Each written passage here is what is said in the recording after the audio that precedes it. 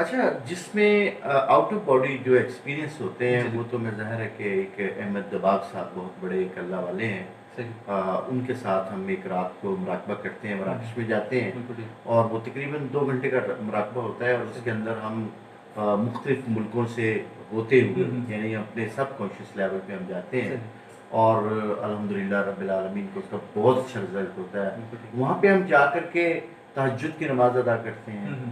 اور وہ مسجد کو دیکھتے ہیں اور ایک بہت ہی روح پرور ایک منظر ہوتا ہے جس کو لوگ جنہوں نے بھی وہ کیا ہوا ہے، ظاہر ہے کہ جو لوگ آپ کو دیکھ رہے ہیں ان میں سے بہت سے لوگوں نے وہ مراقبہ کیا ہوا ہے، اس سے بہت زیادہ فائدہ ہوتا ہے. کیونکہ مراقبہ ایک ایسی چیز ہے جس کے اندر آپ کی روح، آپ کا مائنڈ، آپ کے ایموشنز اور آپ کی فیلنگ ایک مقام پہ آ جاتی ہیں اور آپ اپنے آپ کو ول جو آپ کی ہے اس کو ایکسرسائز کرنے کے قابل ہو جاتے ہیں. بالکل ٹھیک. بنیادی طور پہ اگر میں پوچھتا ہوں کسی سے بھئی آپ سے کیا مراد ہے تو لوگ کہتے ہیں میرا مائنڈ ہے، میرے ایموشنز ہیں، میری فیلنگ ہے. ایسا نہیں ہے. صحیح. انسان کے اندر ایک اس کی ول ہے.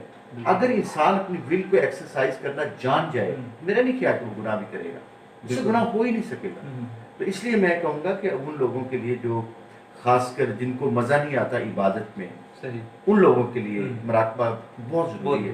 اور جو ہم کرواتے ہیں مراقبے، 1-2 مراقبے ہمارے ہیں.